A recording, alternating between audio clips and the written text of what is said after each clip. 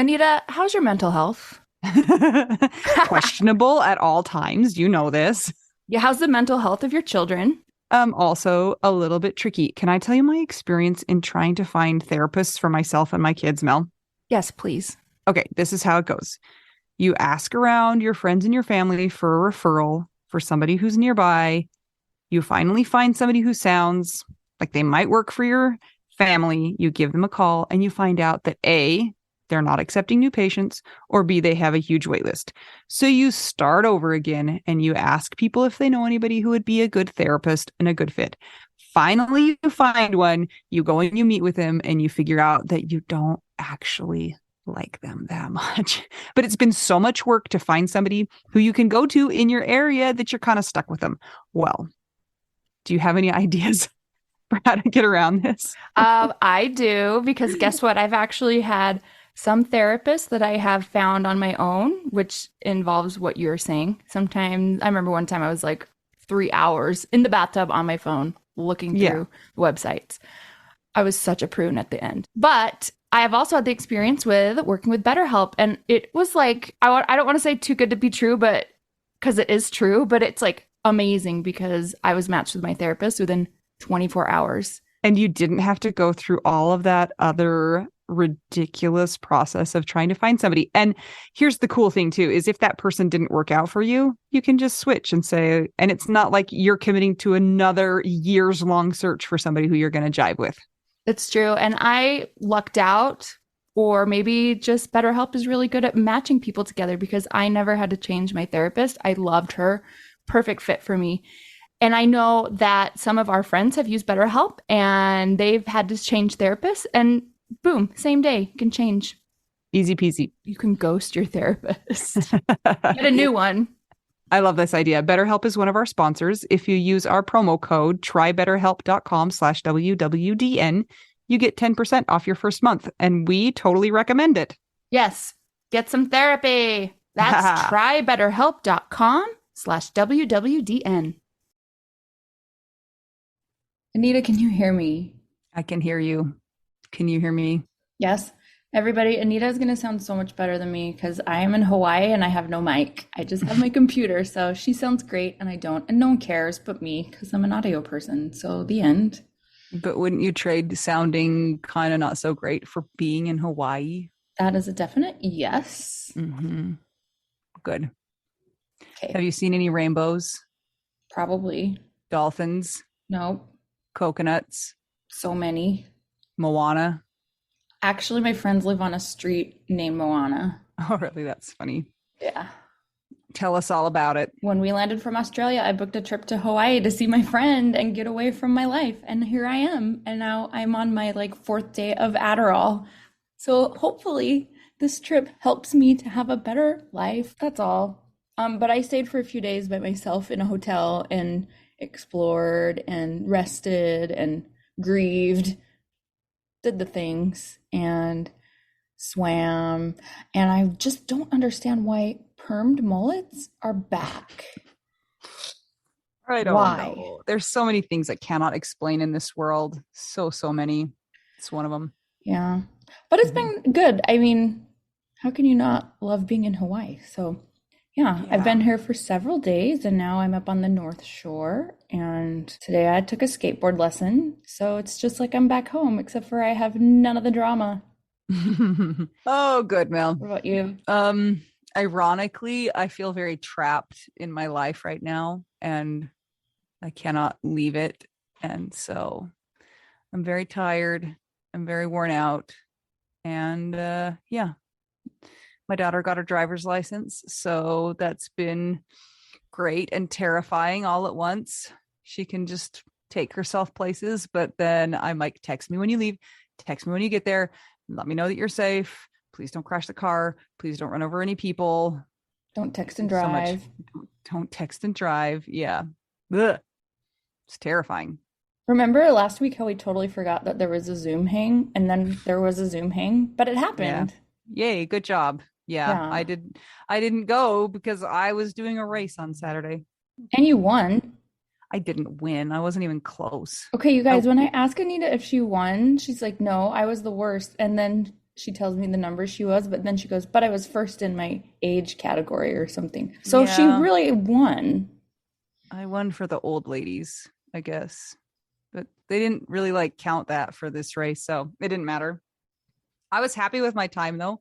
Good. Like I felt like I was going to explode, so I know I did the best I could, even if it was not as fast as some other people.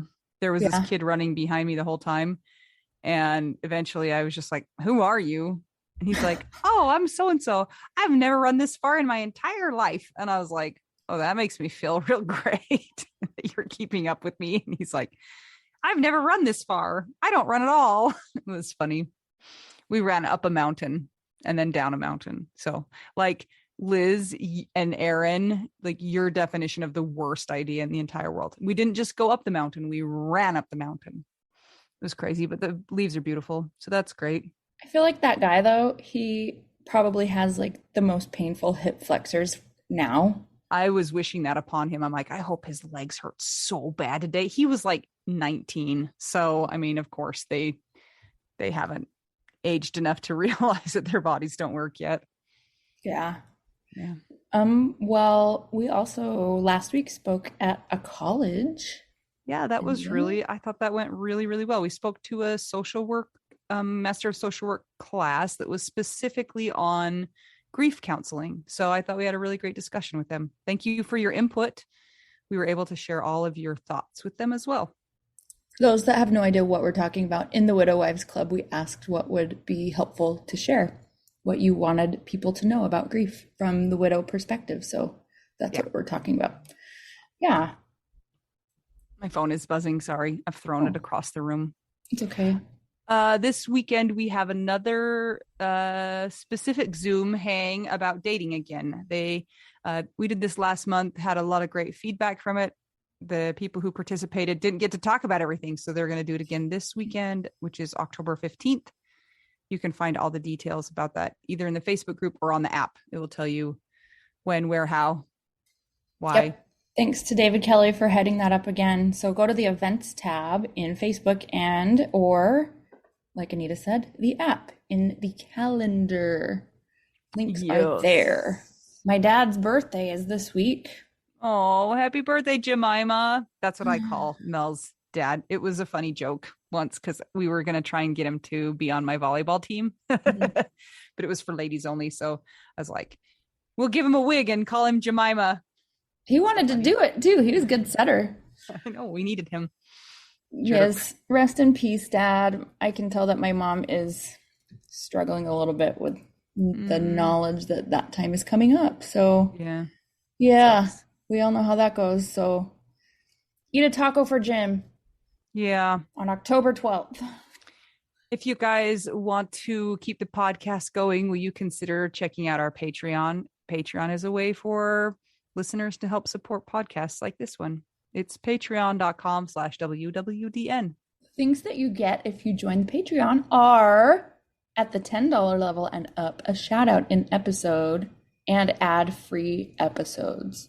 But the levels range from 5 all the way up to 40. So there are options for everyone. So please consider joining if you would like to help other people hear the word of the widow. The good word. Or the sad word. I don't know. Or just the widow word. The winnowing word. All right. We're going to start with our Patreon shout out with our secret dead husband. And to her, we say, a widow, make way, make way. That's from Moana. What is that? Wondering. Oh, okay. From Moana. It's in honor of you being in Hawaii. Oh. Next, we have the person who has invited me to live in Sweden since my life is so disastrous, Constance Dahlbeck. David Kelly, Don Satterwhite, Emily Wesenberg, Gail Bell, Heather Mullins, Ivan the Misner, Kat, Krista Waite, Maya Glasser, Neil Hooper, Sam Finlayson, Sim Van Layson, Amber Vela, Amy Hartman Martell, Amy Neal, Ashley Hahn. What? I have your thing from Amy. Oh, yes. I saw her Thank today. you, Amy. Barbara Schneeberger. Brandy Younger. Brittany Pedro. Chris Steffen. Cindy Wilkerson.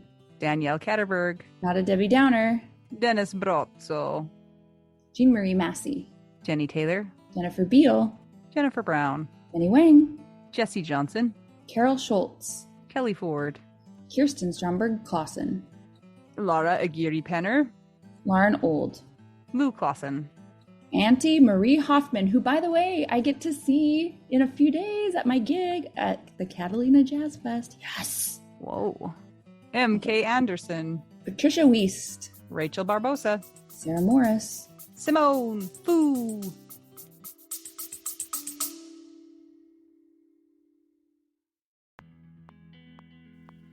Sometimes we assume that unless we had a huge life insurance payout, we don't really need to know anything about investments or even finances.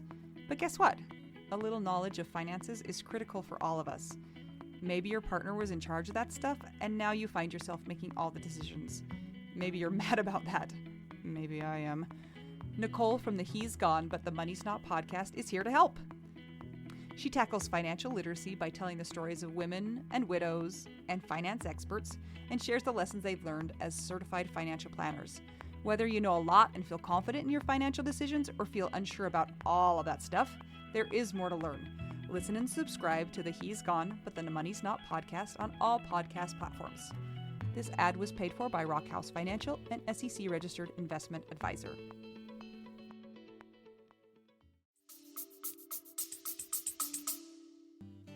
I pity the Simone Fu. Sunshine Haven, Sylvia Shore, Taylor Snyder, Karen Cornejo, Amy Burke, and Drennan. That was a weird Anna pause. Tracy. Audrey Henniger. No, it's Henniger. Tiger. Tiger Jurger. Audrey Henniger. I'm really struggling. Cambato, Christine Anderson. Cindy Raynaud, Connie Remich. Don Barber, Debbie Fells. Deborah Westwood, Diana Becker. Emily Toledo, Eric Vandermeulen. Erin Posick, Gabe Lozano. Gia Benoit, Gina Haas. Ian Sini, Not the Hurricane. Ileana Bell. Jackie, My mom. a secret patron, Jennifer Davis. Jenny Armstrong, Jenny Barrow. Jocelyn Milo. Johnny Walker. Oh, welcome. Julie Stevenson, Karen Ochoa. Karina Jabobo, Kathy Murray. Katie Getz, Katie Radcliffe. Karaskara, Kevin Ferry. Chris Morgan, Laura Keeley. yeah, Lindsay Kanaka. Whatever. Lori Farrington. I love you, Lori Farrington. I know, I was like, poor Lori, like she's Oh, before her name is always like, ah. How about, yeah, Lori Farrington, Marjorie Lewis, Marianne Hammond. Marianne McDonald, Mary McGowan. Megan Montague, Melissa Bowers. Melissa Hancock, Naomi Brown. Rebecca Olemaker, Rebecca Zeba. Tiger, Robin Flam, Stacy Saywert. Tammy Teravis, Tara Wallace. Judy Malkin, Trenton Thompson. Dollywood Val Packer, And last but not least, Surfboard Wendy. She wishes I know, she I want was her to there come here. surfing with you. Thank you to everybody who supports us on Patreon. You guys really do make a difference, and we couldn't do it without you. If you would like to support the podcast but are not able to join Patreon, please consider buying us tacos at buymeacoffee.com/widowwedonoww. And if neither of those things work, how about just giving us a rating and review on Apple Podcasts or Spotify? A nice rating and review really helps the podcast to be more visible to people when they're looking. Yep, that's it. The end. If you guys want to come join us in the Widow Wives Club, it's our private Facebook group for people who have sustained romantic partner loss, aka widows, widowers, and the like. Just make sure you answer all the questions. It's a really great group. Yeah, come join us in there. Okay, Mel. Should we do our episode? Let's do it. This is a good one, as usual. All right, I'm Anita. I'm Mel. We're two young widows. We're helping us figure out widow. We Do. now.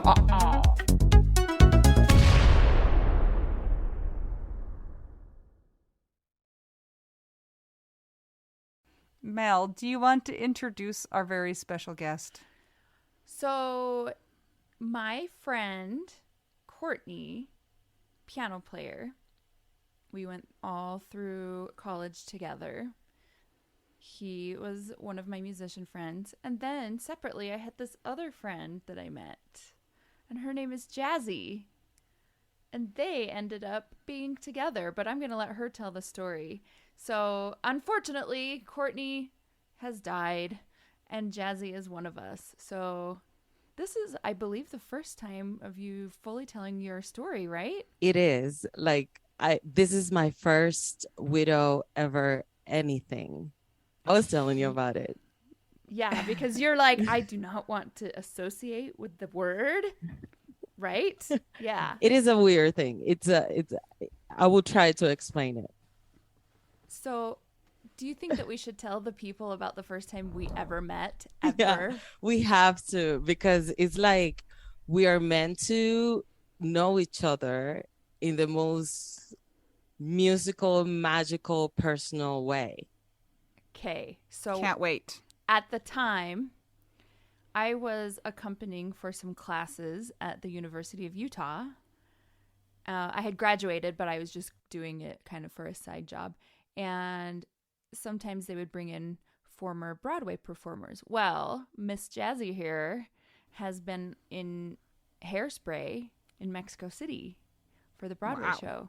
Yeah. Yes. And she was a former student of the teacher of the class. And so he's like, okay, she's going to come in and like you're going to play a song for her. And usually when this happens, like I don't know what I'm going to play. They just come in and they're like, here, I have a book, or do you know this song? And let's figure it out, right? It's pretty instant. So she comes in and we're like, hi, I'm Mel. Hi, I think you called yourself Jasmine. Yes, And you're like, yes. and we played the song. And as we were playing, I'm not kidding, we had this weird connection. Like we both got done with the song and we looked at each other and we're like, what just happened? Right? Where you've been my entire life. I was like, Yes. what's going on? So we've always had this weird like cosmic connection. Yes. But Like then cosmic brownies. I guess so. Or yeah. And so, but the funny thing is that and Jazzy has told me since we're both Aries, like that this is normal. So we're kind of in and out of each other's lives, but we're always connected anyway. Yeah. Somehow. And so that's kind of been the pattern of our lives together. Well, anyway, that's how we initially met. And Yes. then I found out later that she was dating Courtney. Yes. Like was I so told you I excited. was dating Courtney when you invited me to your wedding. With Scott. Yes. Yeah. To Scott. Yes. And I was like, I'm coming with someone else, but I'm secretly dating someone you know. What? This sounds scandalous. It Can we was back? scandalous. Can we back up though, Jazzy? Like, because I'm somebody who doesn't. No, I'm a this- Gemini, so we're not connected like you and Mel are connected. But like, where are you from? Where did you grow up? Like, who are Like you? what is going on? Yes. Okay. I'm Dominican. I was born in the Dominican Republic and I moved to Salt Lake when I was 17. Long time ago. And I've been here. I've been a singer, actor, songwriter my entire life since my first performance was when I was 3. Oh So wow. yeah, this is what I've done my entire life. I lived in Mexico City. I done musical things my entire life. Excellent. And she's also no stranger to death No. before this, correct? When I was 9 years old, I went to wake up my dad and I realized he was dead. Oh gosh. So it was my first encounter with death and having to process being away from someone so important for me. I was the youngest of 7, the only girl of my dad, so and it was like, and my musical connection, my mentor musically was my dad, and it was like, what do I do now? And I was surrounded by adults that were not emotionally intelligent at all, and I had to figure out. I became very proud of it, like very proud of what I've accomplished as a person, like navigating through the journey of grief at such a young age, kind of on my own. So yes, but it's not easy now. Like it's a whole new different thing. So So you moved here when you were 17, and then did you learn to speak English at 17, or had you already started learning English? well, it's a whole thing because I went to bilingual school on my elementary, during my elementary, and then I went to normal school, and then I went to after school, English after school for 4 years. So when I moved here, I was really good on my grammar and reading and all this stuff, but I couldn't understand a thing. Like people would talk to me and I'd be like, and I still can't understand. I still don't know what's going on. I'm just here. But you could be like, I would like to purchase the yellow jacket at this store, please. Like when I moved to Utah, people be like, howdy. And I'm like, what is that? I don't even know what that is. That's so funny. Were you in central Utah? Howdy? Like, I don't know. Is that a character? So how did you and Courtney meet? Okay, I was in a crazy, devastating, scary relationship. I was with this, let's call him, we can't call him Voldemort. Yeah. Yes, because I don't even mention his name. But I was in a very tormented relationship, and at the same time I was part of this Motown show in town, and I remember that I told the producers of the show, hey, look, no offense, I love this Motown show, but we need Black musicians. We can't have white musicians. We need Black musicians. And they were like, okay, so let's take a break, and we took a break for a month, and then they called us to rehearse again, and I'm driving with my tormented guy. We're fighting, fist fighting in the car. Like he's spitting on my face. Yeah, he's spitting on my face. He's pulling my hair. He's trying to choke me while he's driving. And I'm trying to defend myself, and I'm screaming and then we made it to rehearsal. And I'm like, ah! And I scream and I get out of the car, slam the door, and I wipe my tears.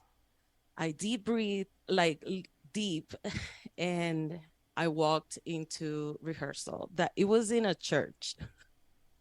It was a house turning to church, or a church turning to house. So as I'm walking in, I hear this music and I'm like, ooh, this music is different. Like it's something different. It's live music and it feels different. And the producers like meet me at the door and I'm like, still like with all this emotion, but then now I'm like switching to music, and they're like, Jazzy, I found your Black band. Which might be kind of hard in Utah. Exactly. Good job. Exactly. I found your Black band.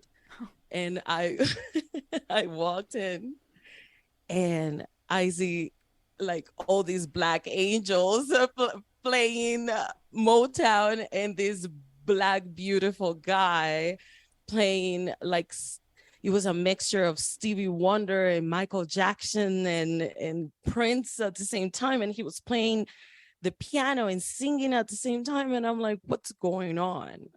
So that's the first time I saw Courtney. That guy was Courtney on the piano. And I was definitely mesmerized the moment I saw him. But then people started like talking around and they're like, he's Jazzy, like he's mesmerized by you. Like He's never been this way. Like he's a jerk, and he's not a jerk with you. And I'm Was he a like, jerk or was he a diva? both. Well, okay. Can I say something? Feel free to slap me. You know what I'm going to say. So Courtney and I went to school together, and he is like the most gifted person musically, I swear, that has walked the earth. No joke. And he knew it too. Yeah. And I mean, great, own it. But it was so funny going to school with him because I was doing jazz and I had just started in college, and so like I'm this white girl that like grew up classically and I didn't know anything. And then here's Courtney who grew up playing in church, and like his deficiency was in reading notes, and mine was my strength. So we kind of were this funny odd couple of piano players, and we would be in the same big band class, like jazz band class. And he would always say the weirdest things to me, and I was like, he's so mean, like what is wrong with him? And then later I just realized that he is also genius level too. And so he just said like what would come to his mouth, and I'm like, oh, okay, I get it now, cool, we're cool. But it was funny because I started then being like, oh, okay, you're making fun of like how I suck.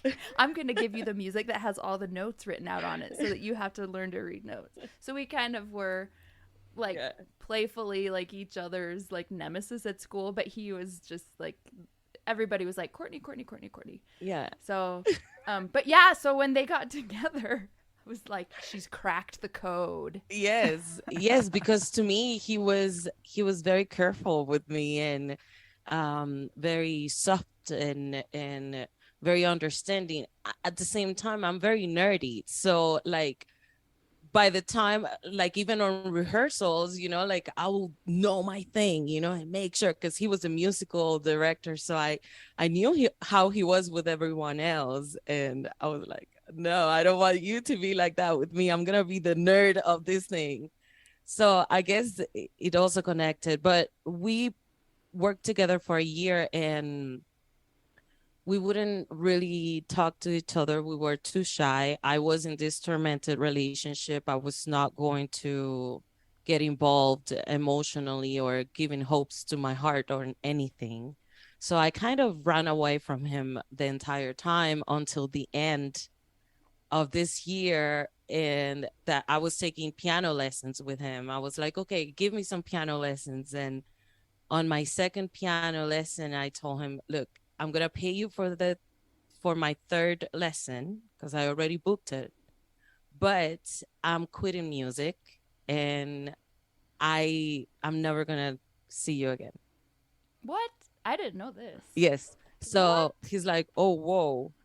But by this point, like the classes were even hard for me anyway, because he will be close to me and my hands will be shaking in the piano, and I'll be like, he'd be behind me, and I'm like, oh my God. And he was nervous too. Sweating everywhere. Yes, like so weird, and but I was dealing with so much more at home, so I needed to just focus on myself, and I quit it. And for a year we didn't communicate, and I focused on me in silence, and breaking up that relationship, because 3 weeks after I said that to him, I broke off the relationship and ran to Mexico, and for 2 months, and started recovering. So when I came back, I wrote a note with all the things that I wanted in a guy. And for the first time, I said, I want a musician, because I've never dated a musician. So I put a musician. I want someone who's smarter than me, because I'm a smart ass.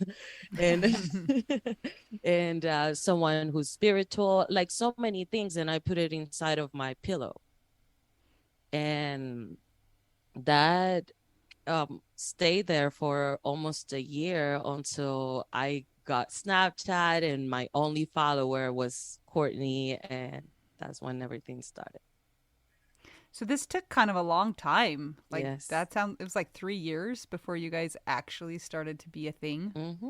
Yes. That's Yeah. some patience. That's not very good for a rom-com either.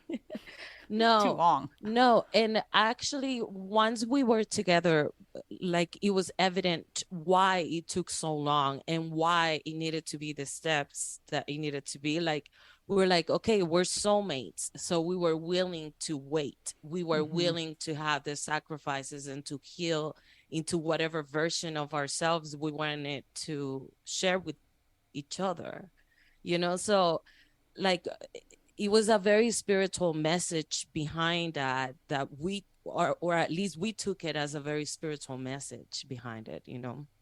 So yeah, totally. So here's the thing that's interesting. So on Facebook, I remember, like, and we'll get to Courtney's story on how he died, but fast forward for a second to when he died, and I got on Facebook to message you, and the last thing that we had messaged, because we had exchanged phone numbers by then, but the last thing that like was on our Facebook Messenger was from a couple of years before, and it was you saying, I'm gonna bring somebody and nobody knows that I'm dating somebody, it's been a secret, but I'm gonna tell you because you know who it is, and you know him really well.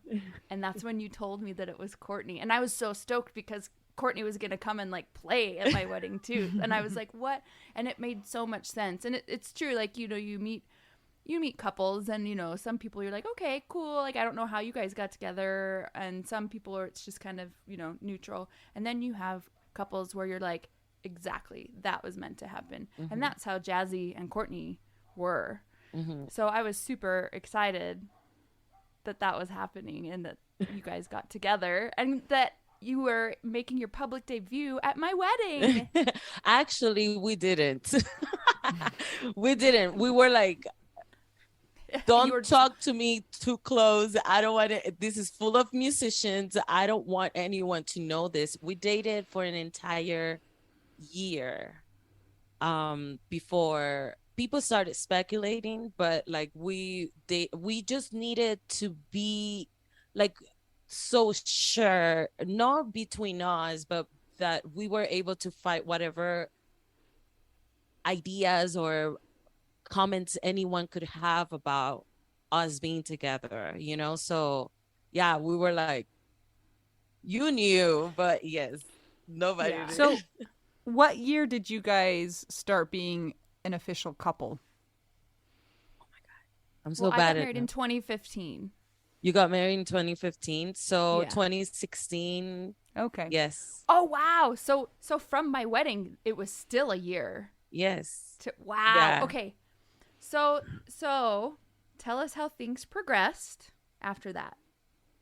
It was perfect. It was like exactly what I was expecting and wanting, and even more in a relationship, and as me growing as a person, and as a musician, and as a human, and as a spiritual human, and in so many different levels, like we were able to, I felt like for the first time that I was able to conquer anything I wanted in my life, like all the hardships that I went through. I was like, okay, I was dating a very tormented relationship. Oh, okay, my dad died. Okay, because everything got me here. Yeah, everything. Okay, I'm not gonna complain about anything anymore, because everything got me here. I got the best of all the worlds, So did you guys get engaged? Did you get married? Were you just, no, I shouldn't say just, were you living together? Like, what was your status? We were living together. We were boyfriend and girlfriend. We definitely wanted to get married. This year was going to be the year that we wanted to get married. We already, like, we pretty much only needed like the ring, which I don't really care, like everything was leading to that, conversations, and eventually, like, I never wanted to have kids, and because I'm like, I'm too selfish. She cannot help you with babysitting, Anita. We'll still Do you have any have dogs? No. But I was like, oh, wait a minute. With him, it's a whole nother thing. Actually, my other couples always told me like, no, Jazzy, like you cannot be a mom, or or if you are, no, don't worry, I will help you, And I'm like, okay, at least someone wants to take care of the kid. But with Courtney it was different because he told me, of course you can. And I was like, wait, what? I'm like, of course, of course I can. He's like, you're so caring and you love so much and you have so much wisdom and you make everything happen. Like, why you can't make that happen? If you want to, you can. I cried for 2 days when he said Oh, that to me because he validated like my womanhood, and my choice, Mm-hmm. my choice. Oh, I Um, love that. So yeah, on that we changed the whole thing, and I was like, "Oh no!" So actually, we're having kids because I need your kids, but yeah, we didn't have kids. so you and Courtney were not only partners, but you were creative partners. Yes. So tell us about what you guys had been doing. Everything like when we met artistically, we had sacrificed so much of our creative mind and process to other projects that I was like, wait, but what two creative people are doing together if they're not gonna create something more than love? um what if we create musical notes and stories and do a whole twist? So we created a cover band that is called The Mix, and it was a jazz fusion Latin whatever band. And we started playing around, and then I started writing music and he started producing my music. And then I was like, so now it's your turn, you need to start producing your music. And he wrote an entire album during the quarantine. And yeah, we were releasing and playing around and doing concerts and performing and coming home at midnight, and me cooking for him so he could take it to gigs. And then the rice cooker is going, let's write some stuff. Like having just the normal music slash personal life balance that worked perfectly for us. And all that. Later I found out that everything he had more of that planned because he wrote an entire list of goals of things that he wanted for both of us and for our music, and the order it was going to happen, which is very helpful now. This Wow. makes me so sad because I know where we're going from here. And I'm just like, rude because you guys were like magical together. Oh, It's not okay. So walk us through what happened. Ooh. um Courtney got COVID and I didn't, which we lived in a studio apartment with no doors, only the bathroom. So I, till this day, I haven't gotten COVID. But yes, you're weird. a superhuman. You're one of those.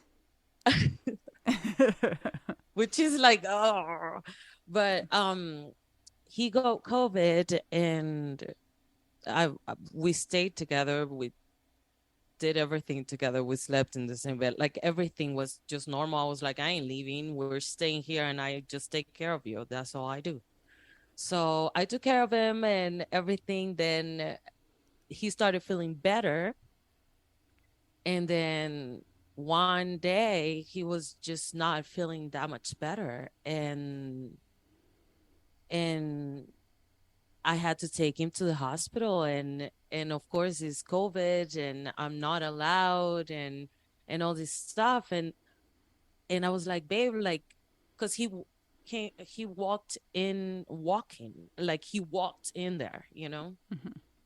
And I was like, babe, like as soon as you get a room, like you need to let me know that you got your room. I'm gonna be waiting for you in the parking lot. I ain't moving, you know?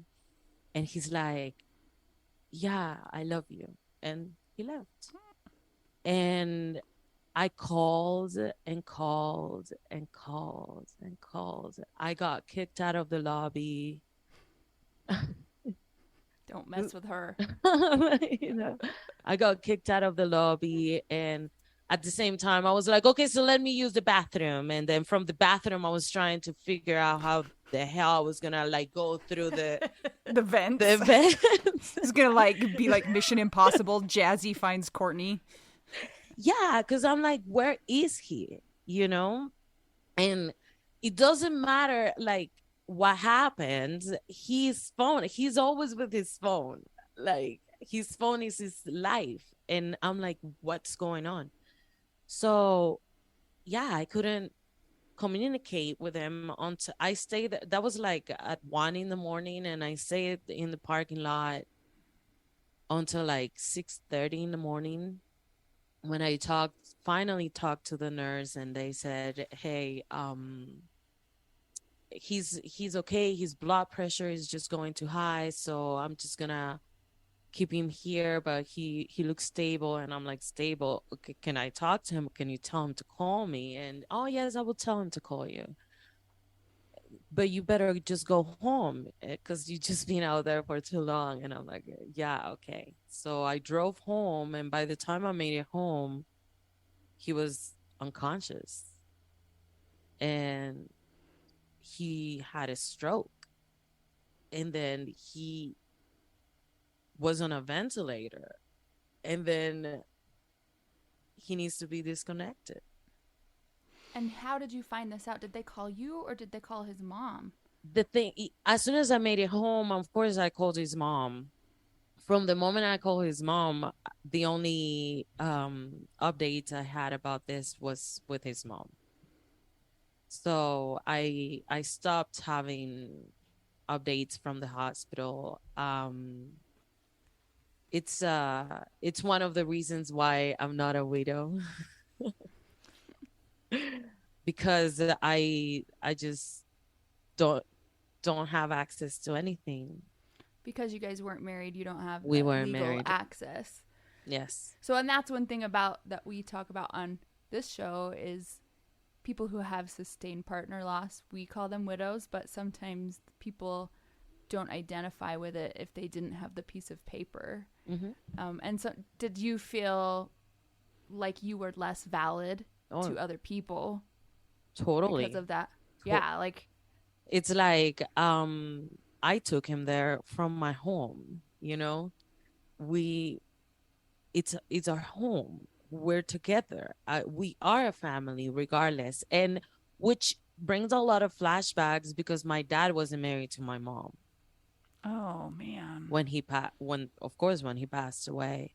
So for me it was like all this is a whole circle, uh karmatic circle, that you know that it's a whole another thing that I'm also working on. Oh, thank God, therapy. But I think that there's going to be a new policy, and I'm just making this up right now on the fly, so it might have some, kinks to be worked out. But wherever the person's underwear lives, I think that's where their like ownership is. Does that make sense? Like if his underwear lived at your house, then he was yours. If his underwear was at his mom's house, then it's her responsibility. I so decree it. Let it be written. I totally agree with that, because from the moment, and we can go there later, but from the moment Courtney died, I completely lost access to anything in the future of anything we had, and including even his bank accounts and the access and the plans that we had or not with his money or my money or our money or our whereabouts. So yes. How old was Courtney when he died? 37. Yeah, see, 37-year-olds don't generally have plans for their death either. So, wills or trusts or things like that. And so it's just kind of throwing it up and seeing where it lands and hoping hoping that the person they want to be taken care of gets taken care of. And in our system right now, that's not really how it works. So It's that not. sucks for you. It does. He did. He did. Courtney turned. Um, he turned 37. Now I'm confused. Like, was it 37 or 38? I think that he. What I'm year was he so born? 83. So I think he was 38. Okay, he turned. Thank you. Because I'm like, oh wait. That's widow brain right there. See, you're a widow. I'm sorry. Which is super crazy. He turned 38 December 30th. And right before his birthday, he was able to receive some financial access, and he put me in case of an emergency to do that. But I'm still not a widow, so I didn't get the benefits from that. So Jazzy, so backing up a little bit, you were desperate to find him and see him, and you couldn't see him, so you went home, and then you got communication from his mom, and then all of a sudden he went from just being a dude with COVID going into the hospital that walked himself in to now you have to take him off the ventilator. So tell us what happened next. Well, what happened next is, okay, Jazzy, you're gonna go and see him before he gets disconnected, which is surreal, like, okay, I'm gonna go and disconnect my men.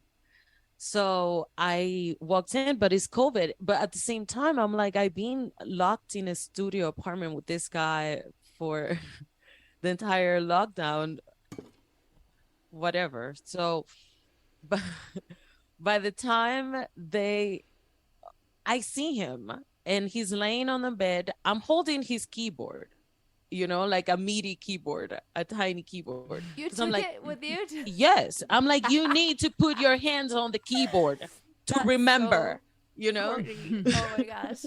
I didn't know this part. And I had my cell phone on cue, and my mom, which I don't have the greatest relationship with my mom, but she was there. I was like, okay, if you're going to be here, you better just do something about it. So I'm like, you record. Because in case he wakes up, I need proof if he moves anything, So, yeah. Yeah, you're just like not thinking normal. So I'm like with the keyboard and his Prince song on cue on my cell phone, him singing it, and I'm like, Purple Rain, and the nurse, she's like, okay, I'm gonna stay here. Who does that? Like, stand here and looking at this glass door, looking at my mem laying there. Stand here while I go and look for the gear you have to wear, the COVID gear. As soon as that lady turned, I open my doors, I climb on the bed, put the blanket on, and I started opening his eyes. I'm like, babe, come on, play the piano. And I put the keyboard and I play the thing, and I'm like, come on, what are you doing? It's me, and moving his legs and moving everything, and until I got kicked out.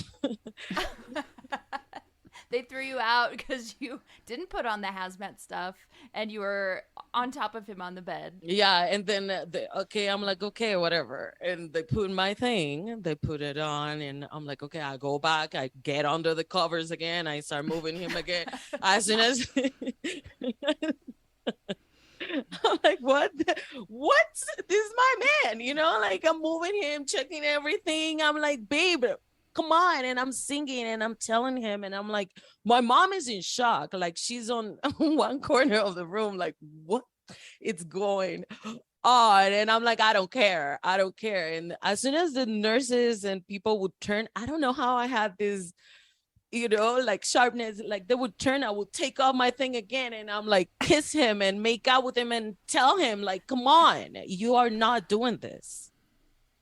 But it was too late. So Jazzy went a little psycho. Yes. And was trying to get Courtney to stop being an idiot and stop being almost dead, but it didn't work. You know what? And I don't regret it one thing, because then I would have, me knowing me, I would have just like stayed with this in my mind, why I didn't try to wake him Yeah. up, like what if? But I needed to make sure that he was gone before I allow these people to let him go. Like I needed complete proof, and the only person that was able to give me the proof of the truth was him. So when I saw his eyes and I saw they were gone, he's gone, but I needed to try as much as I could, and he knew, and everybody, like, if I was gonna make him live or make sure he was completely gone. Yeah. If That he makes didn't sense. wake up to all that stuff, like he wasn't gonna wake up for sure. So unfortunately, the life now of partner loss. Yes. And oh my gosh, I played for Courtney's funeral, and I remember the first time that I saw you, and I just was like, I hate it so much when anybody becomes a widow, but it reminded me also of that time when we first connected. Yeah. And we felt that connection, and I was like, you've got to be kidding. This is part of it. Us being widows together. It was so crazy because once this happened, I think the second message I sent it was Mel, and I'm like, what do we do? what do I do? Like, you've been asking, like, what's going on? She's like, if I'm so grateful. Yeah. It's okay, you can cry. This is good.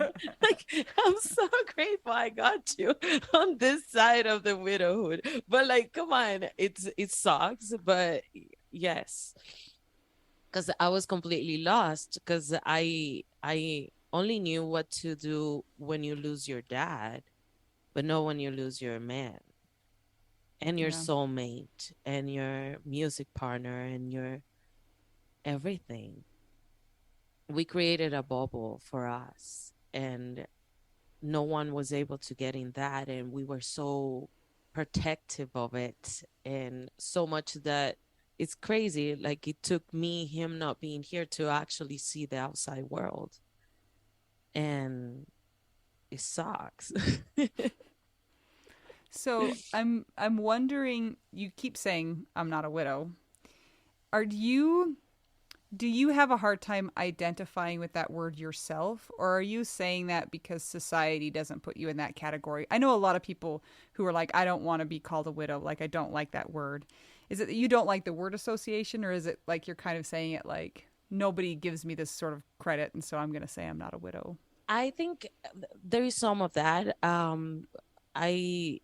Through this process, I have discovered how really lonely this grieving process is, and especially facing that reality that I don't have the actual even compassion or type of conversation, like, I don't know, like sometimes the title widow, it creates a little bit of respect even from other people, or from even family, or your point of view being accepted or not. There is one part of that. There is another part that it's like, Isaiah is not gone all the way, like, that was his physical part that I let him go. I'm like, okay, I don't see, you ain't leaving, like, you're staying, and you're staying right here with me. So we're still dating. We're still having, You're still having a baby with him. we're still somehow. having I will be the first one, like a modern Black Mary. We need one of those. I feel like we're due. So I write to Isaiah every single day since day number one. Wait. Courtney is Isaiah. Yes, Same person. Yes. Yeah. Courtney Isaiah. That's his name. Sometimes I call him Courtney. Sometimes I say, yeah, it's the same person. I don't have two dead. No. Dead people. But yes, there is a mixture of that. Also, the widow and the blackness of widow and the um darkness that it's always put on it, and the lifelessness that people bring into the widowhood. I'm like, okay, so I don't want you to look at me and think of death. I want you to look at me and think of life. So there is a whole bunch of things that go around my head. So yeah, that's why I'm not a widow. And it's interesting too because you and I talk a lot, and somebody listening to this they would hear what you just said, and when you said, I don't want people to think of me as death, I want them to think of me as life. And so much of our conversations are about death and how things have changed and how everything is stupid and this and that, and how we're trying to live. And I think it's such a unique position to be in as somebody who has lost their partner, and especially for you, Jazzy, that you've lost your creative partner too, because literally your job and your creative outlet and your person were all in the same boat. You are having to come back from all of the death, yeah, to live, and that's hard. Even just one of the things is hard. So how have you been finding your creativity since he's died? First, I've been doing music and being a creative person since a very young age. So for me, singing, performing, entertaining, it's like my first language, you know? So for me, it was the most important thing to try to stay as close as I could from that. That's why I was like, for example, Mel performed on my first gig after Isaiah passed. That was like a month after he passed away, and I performed on his memorial concerts, and it was something very hard for me to do, but I needed to see it for myself if I still got it, if I was still willing to keep going. Okay, because if I was done, I needed to figure it out soon.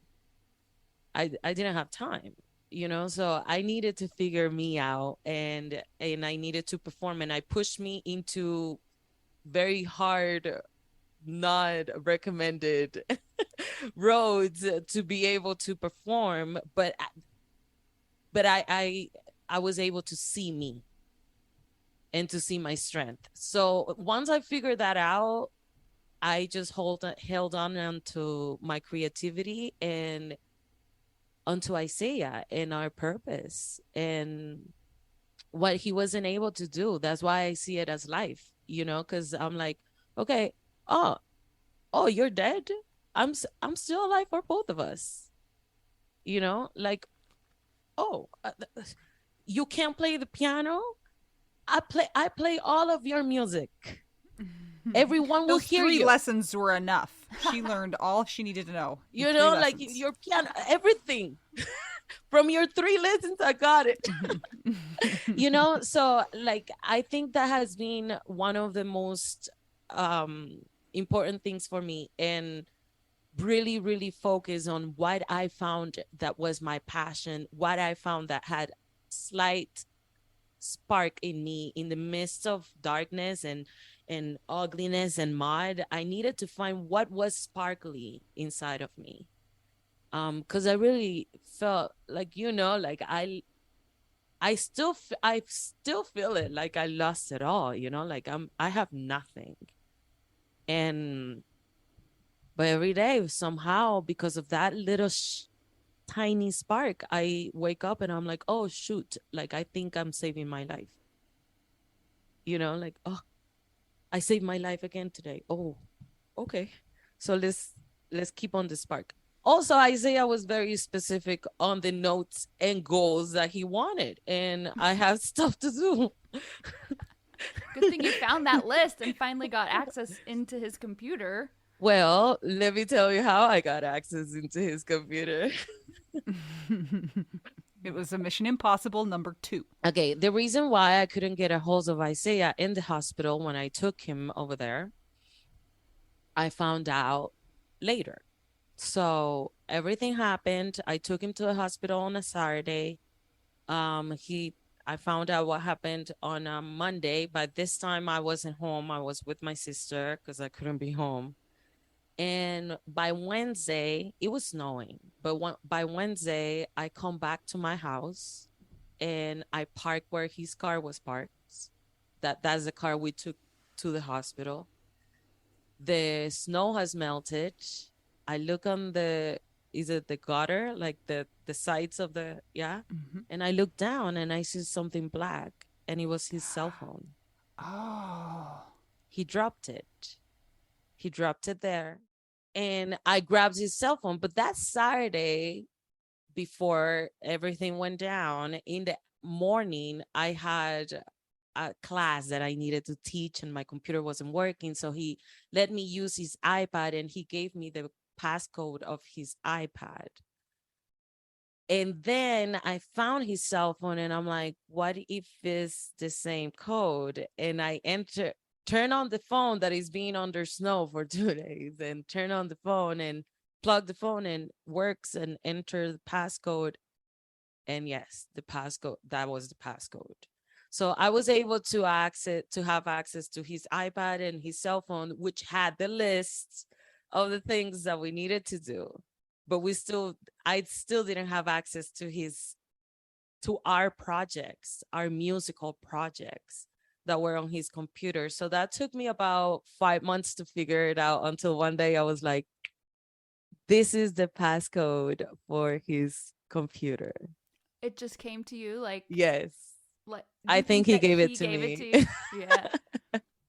He gives Wow. me he gives me everything. I ask him and I'm like, babe, what do I on our journals, babe, what do you want me to do? I don't know what to do. And he will manifest his way to let me know. Just like that passcode, I figured it out and yes, it was the passcode.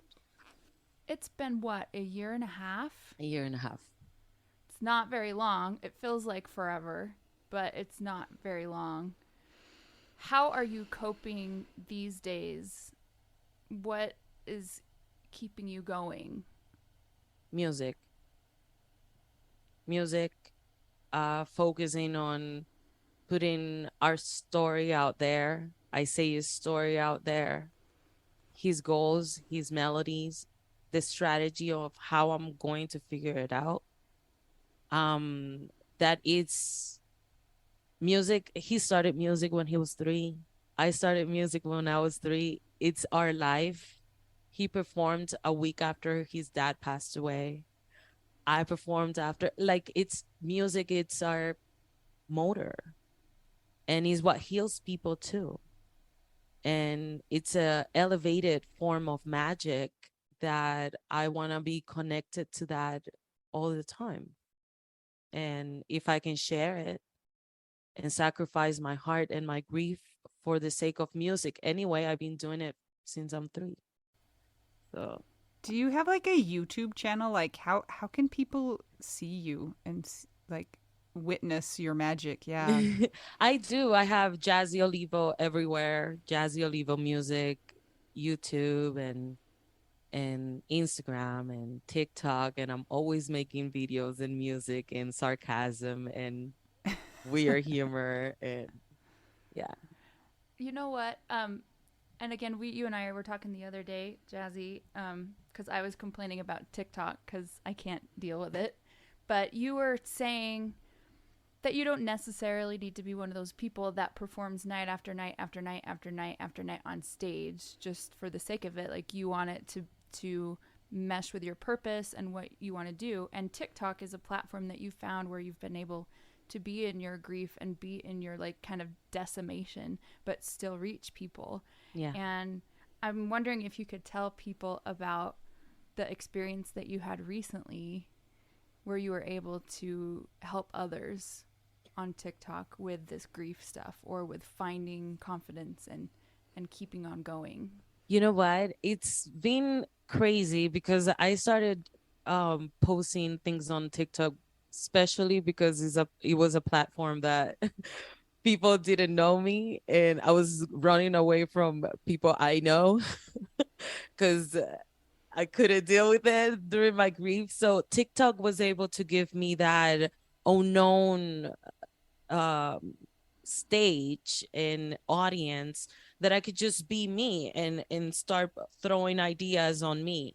But the more you do it, the more you start finding very interesting people that somehow matches with your mindset. Like the other day, I started expressing how much I'm dating my boyfriend and how much I'm dating him, and he's not here. And we communicate and we go on dates, like we drink wine and watch movies together, or we go, like, I dress for him and find things that I know he's gonna like, and then I take myself on a restaurant and have a nice meal with him, and I write my journal while I'm there and talk to him or something. And then some people, they were like, "Oh, Jazzy, like, thank you so much," like, because I feel like this too, but I'm a little weird to express it and to say that I'm dating a dead person. And I'm like, why not? Like, some people date anything. That's true.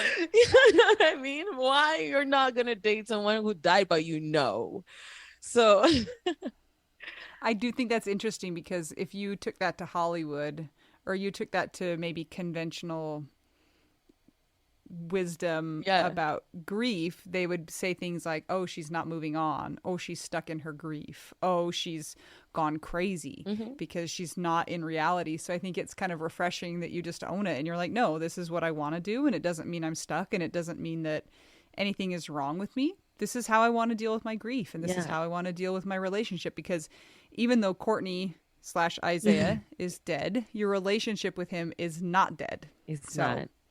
And he actually makes it a little impossible. And I know this is like, we're still saying things that are hard to believe, but I know it's my reality. But Courtney and I had very deep conversations about what would have happened in case of him being gone, and what are we gonna do? And I will always tell him, like, I will die with you, of course, like getting there with you. And he's like, but what if we can? And I'm like, okay, so you reach out and I will reach out, and you need to let me know and I need to let you know, and we need to communicate. And that's the way it has to be, because we're soulmates and all this stuff. And through this year and a half, he's been very strange the way he's been communicating, but he's very specific and is very cool. But he does communicate. He sends me messages, either to me, myself, through animals, through other people, through mail. I just wasn't sure if I could say it. You can say it. You guys, I have had several of the strangest dreams with Courtney in them that are very specific, and I'll tell Jazzy about them in the morning, and I'm just like, these are so weird, like maybe I'm just thinking about him or something, and every time it's something that's so weirdly specific and I can't believe it. So, but I'm also not surprised that somebody whose essence is that creative is able to do that. I mean, weird stuff, like, I don't even know if you want to share any of them. Well, like, for example, our first show, I was like, I don't know, this is so hard. He's the first show, he's not gonna be here. And of course, Mel is there. But then Mel, she has a dream about being locked in a bathroom of a place that she's never been before or something, which our gig is gonna be there. But then Courtney is the one who's playing on stage, and she's seeing Courtney from the outside, but then it was a very weird thing. And then we go to our performance, and reality is that our last live performance before we were in lockdown was at this venue, and one of my band members got locked in the bathroom, just like, and the bathroom looked just like the one in Mel's dream, and Mel has never been there before, and it was right before our concert, and it was like, what's going on? So that's how it started, kinda, and now it's just like even little messages, like, should I use this song, or should I marks that he has on his fingers, and why they mean this and why they mean that, and I'm like, yeah, that's him. Or Yeah, we had like this conversation. I had a really strange one where Courtney and I were somewhere, like at some club or something, and we were just crossing paths, and he was like, Mel, look at this thing on my thumb, and I was like, you are so weird, whatever. And then that was the end of the dream, right? And so then I just was like, guess what, I had this funny dream, haha. And apparently he actually did have a thing on his thumb that he would do the piano glissando on, and you would make fun of it all the time, right? It was like a big, like, well, callus. prior And I to had no that idea. prior to that, I was telling, hey, if it's you that is communicating with Mel, you need to let me know something that only us know, so I've been writing this on the journals, and then Mel is like, oh, this, and I'm like, oh, I will spend longer times massaging this finger, the thumb, because he will do this thing with the piano, and I will make fun of it, and I will call it my baby thumb, because it was the one that had a callus in there. So, but nobody knew this. I didn't know that. But then, so we've had weird stuff like that happen. So it's like, thanks, Courtney. Scott never haunts me, but Courtney haunts me for Jazzy. So you know what? At least somebody's doing it. Yeah. And he knows that I can't dream. I don't remember my dreams, so he uses other people. Oh, man. That Courtney. Well, Jazzy, it's been so good to talk to you today. Thanks for being here with us, even though you say you're not a widow, but I gave you a widow card. So, like, you have to be one of us. And I just want everyone to know that I wanted Jazzy to roller skate with us. And she's like, I don't roller skate, but I used to rollerblade. And I was called the terror of the streets in the DR. So we now have a rollerblader in our crew. Yes. Which I'm not the terror of the streets anymore. I think 20 years on my body, it makes a difference. And now I'm all wiggly and scary and yes, but I'm trying. Thank you for having me, guys, and for having me in this widow corner of the podcast world. You are welcome, and we'll link to all of your things in the show notes so that people can listen to your music. Yes. But before we are done, Anita has a question to ask you. It's the most important ever. All right, Jazzy. The question is, what is your favorite cheese? My favorite cheese? Yes. My favorite cheese is blue cheese. Oh, that's a polarizing cheese. Yes. Do you like it plain or just like on salads? I like what? it on like everything. Cracker. I use it on everything, like now I know why they call you the terror of the streets. I like bitter, weird flavors, and blue cheese, it gives me that. Like I put it on crackers, on sandwiches, on anything. On anything. Jazzy's a stinky. She's a stinky cheese I'm lover. a stinky. I love it so much. Jazzy, thank you so much for joining us. I've had the pleasure of watching Jazzy perform once, and even just talking to you, you just do have a sparkle about you and like a way that just draws people in. So it's been really fun to chat with you, and I think other people will feel that when they listen to this. And I hope they go and find you on the TikTok and the YouTube and all of the places online so they can experience a little bit of your talents also. Thank you. So thank you. Thank you, guys. All right, guys. Make sure you check out the Widow Wives Club if you want to have interaction with other people who are widows and widowers and people who have sustained partner loss just like you. Make sure you answer all the questions. Helps us to keep the group safe. If you want to keep the podcast going, check out our Patreon. It's patreon.com/WWDN. If you'd like to buy us tacos, go to buymeacoffee.com/widowwedonoww. And until we talk to you again, I'm Anita. I'm Mel. I'm Jazzy. And we are two young widows and somebody who is not quite calling herself a widow, but we're counting her as a widow. She's on the fence. Yeah. And we're all just trying to figure out widow. We do. now.